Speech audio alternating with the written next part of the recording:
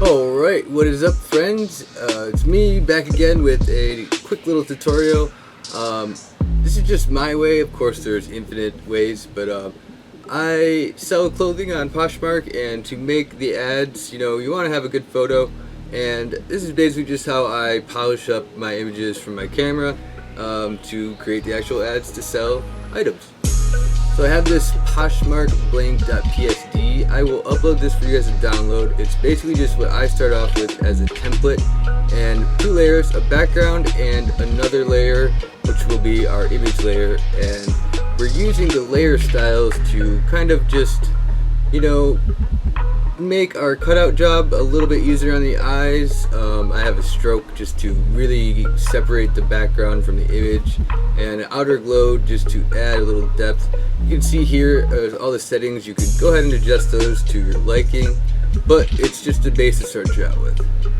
So now I'm just going to go ahead and select a couple images. I had this one jacket, as you'll see here in a moment. Could be whatever you're selling. It doesn't necessarily have to be clothing, but yeah, it's quite popular. People have been making pretty good money, side hustle. Some people do it full time, it's really up to you. I've seen apps that basically do a monthly fee to do this. That's no good. Don't do that. Just do it yourself.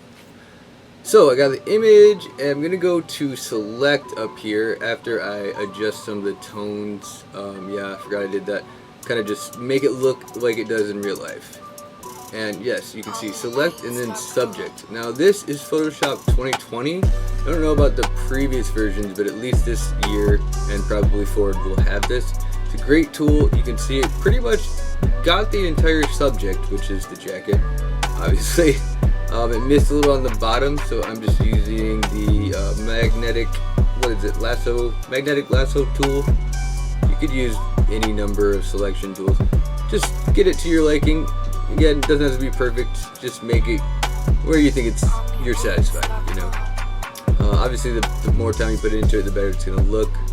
This is meant to be quick. When you have 100 images, you don't want to spend 10 minutes on each one. You know what I'm saying? So yeah, you can get this done in about 45 seconds to a minute and a half. After depending on how much work you have to put into the images. So I've pasted it into our file here, and you can see it's on the top layer. I've just transformed the layer to get it, in our square, which is also very important. The square makes it easy for Poshmark. Just use a square. Right there, I went ahead and copied the layer styles off of that original top layer and just pasted them on right into our new, product layer, I guess you could say. The legend. Gotta love it. And this step is not really necessary. I mean, it's just me going an extra mile. I, for some reason, wasn't paying attention and used a bright pink hanger. And it really just is off-putting. Kind of draws the viewer's eye away from anything else. If it was a black hanger or a white hanger, I might not have even really took the time to do this. But since it just really doesn't match anything, I figured why the heck not.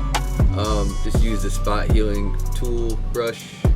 See, it did a pretty good job. It missed the top part, and I just used the selection tool to just patch up over that, and basically just pretty it up and make it to where I think it's good enough. Which for me, I do have probably overly OCD standards of doing this, and that's just my own personal problem. Don't make it yours. Please trust me. You don't have to get super detailed. Most people are going to be looking at this on their phone, which is or maybe even a tablet, but still, it's pretty small screen. This would have been an appropriate time for me to stop. But as you can see, I continue to play around just because that's how I am. But yeah, that's really all there is to it. The only really last thing is when you export your images, you want to make sure that they are for the web.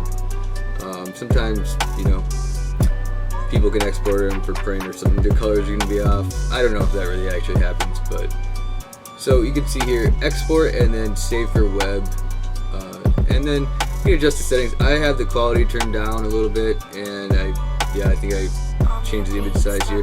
just because these were 13 megabyte image files to start with, which is just way too big. You're better off resizing them yourself instead of uploading these huge files and then Poshmark renders them, and they just really don't do as good a job, in my opinion, for the quality. And so yeah, go ahead here and I will show you one last look after I change my desktop background. One last look at the file, just at 100%, like in my little file viewer here. There's my OCD coming in again. Just have to have a clean looking desktop, I guess. Alright, and yep, here's the file. I'll go ahead and adjust that to 100% for you guys. Oh, there we go. Yeah, as you can see, plenty good enough. Super presentable. Looks a lot better than just that weird brick wall, but it's not too distracting to, you know, deter elsewhere attention. Anyways, that's it for me, guys. Let me know if you liked it, what you thought, if you got any suggestions. Alright, catch you in the next one. Peace.